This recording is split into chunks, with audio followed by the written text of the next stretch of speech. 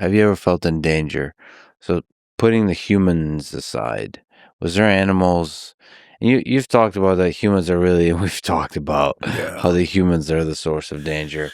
Yeah. Is there, you often speak about animals as a source of beauty and wonder and elegance and grace and all these things, which they are. But I'm sure you've felt danger.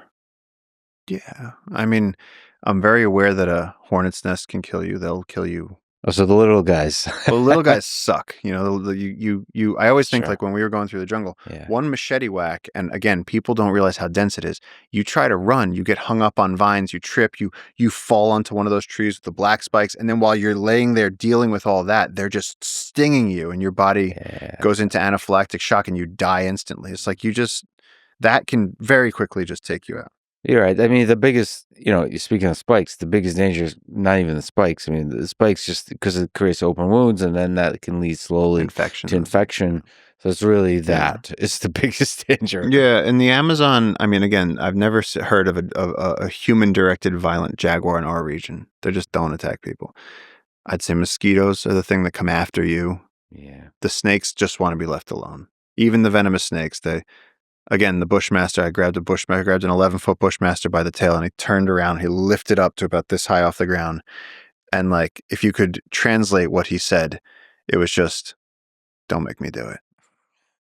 It just said, make my day. See, but that's the thing. You speak snake language. And then I put the tail down. Snake. I went, okay.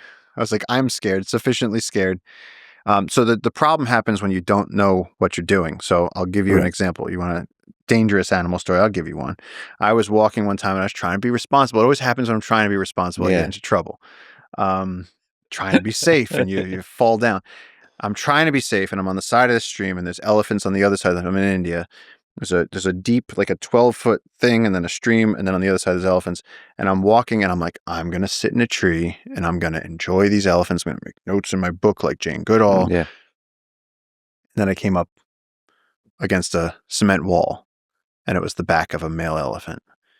And in India, it's a male elephant that's been harassed and had fire thrown at it and God knows what else. And if I translate what he said, he turned around and he just went, what the fuck? Like he just looked at me like, how dare you? Mm-hmm. And then just went, and just smacks apart the tree, turns around, and then that elephant was trying to kill me. That was not a mock charge. I threw off my backpack, zigzagged through the woods. He broke apart trees. If I had a GoPro on my back to show you what I saw of just the shrapnel and devastation of this thing just bashing through trees. And again, every bush that I encounter is a possible trip. Mm-hmm. Every vine is a possible hang up. And then if they get to you, he'll step on you and crush you.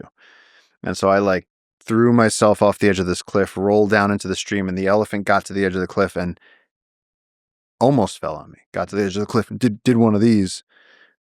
And then came back down on his hind feet, picked up a stick, threw it at me. And the stick just smacked down next to me in the stream. And I remember I gave him the finger because it was like, I'm alive. Just stormed off into the jungle. There's nothing like an elephant. There's nothing like an elephant anywhere.